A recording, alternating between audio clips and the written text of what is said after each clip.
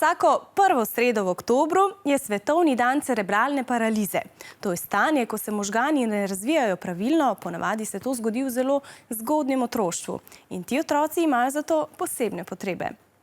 Mi smo v Kirgiziji, državi v Srednji Aziji, obiskali nekaj otrok s cerebralno paralizo in drugimi možganskimi okvarami.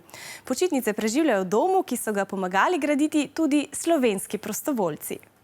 Otroci s posebnimi potrebami in njihovi spremljevalci v prijetnem in mirnem okolju jezera Isyk-Kul v Kirgiziji preživljajo 9-dnevne počitnice. Med njimi je tudi 10-letna Aizirek. Težave ima pri hoji in slabo vidi, zato ne more ne brati, ne pisati. A čeprav se zaradi cerebralne paralize ne more neovirano gibati, je narava namenila poseben dar za petje.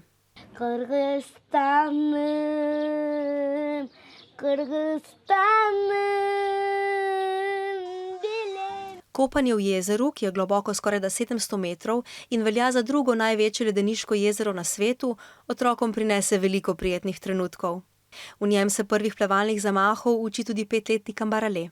Ima redko možgansko okvaro, zaradi katere se v možganih nabira voda, zato zelo slabo vidi in potrebuje nenehno spremstvo.